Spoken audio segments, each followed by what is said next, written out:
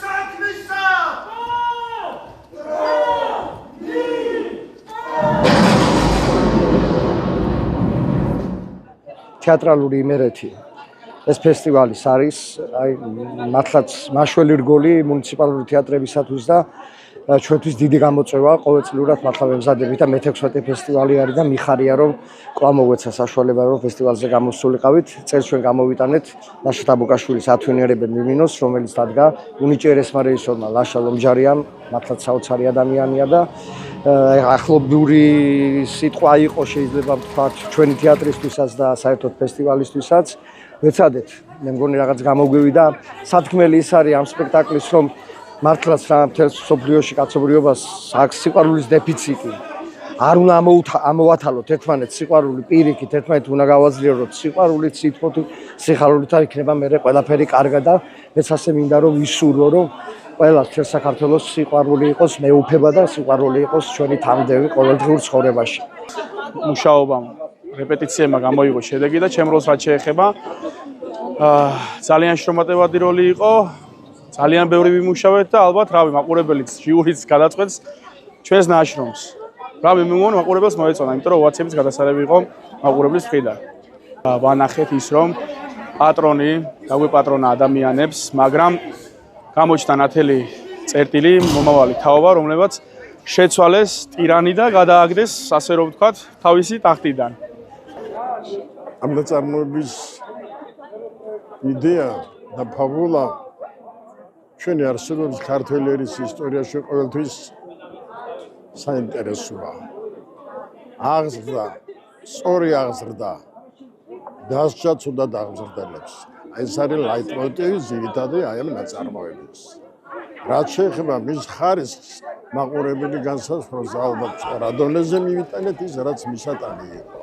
მინდა 136 წელს იარსებოს ამ ფესტივალმა, რა 16 წელს, 136 წელს. ძალიან კარგი იქნება. მე არ ვიქნები, მაგრამ თქვენ ხო იქნებით. თქვენ დაესწრებით და თქვენ მიიღებთ აი პასუხებს ანალოგიურად. დიდხანს და დიდხანს უნდა იყოს. ეს არის ქართული თეატრალური ხელოვნების პროგრესის საკითხი და გამარჯვებების საკითხი, რა თქმა უნდა.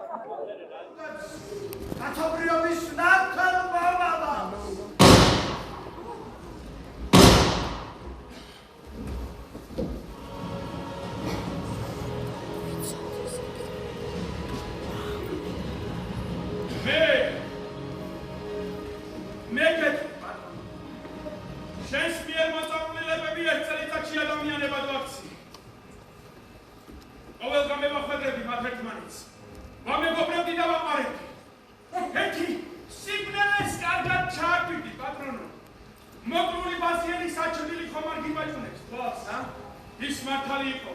შავთვალა მიმინოს კლავე და შენს დროზე უნდა მოგეკარი. პასიერება. ვინც დაიმიწყეთ და ფეფ-ფეშ გაქელეთ ყველაზე წმინდა. სიყვარული, ერთგულება, თავდადება. ვინც გაიმარანეთ თქვენი სულის მინდვრები მცუხართ და მეცოდებით. არ გაპატიეთ საყვარელი გოგოს სულის დასახიჩრებას. არ გაპატიეთ იონას თვითმკვლელობას და არც თქვენს მოგულ კაცობას ვაპატიეთ მას, ვისაც თქვენ პატრონს უწოდებთ. პატრონ, შორეულია ფეთქების ხმა ხომ არ შემოგესმა? ეს შენი იარაღის სარკმელი აფეთქდა. სუნი თუ გცემს, ეს შენი მიმინოების დარბაზზე მიიწვის. გასმის მათი მთების შვილის ხმა? არ გიკვირს, ასე უეცრა, რატომ დაბრალდა ამ გამხელი ისას? ჩემმა გამოზრდილმა ბავშვებმა გააკეთეს ეს. იმ ბავშვებმა შენ რომ მანდე და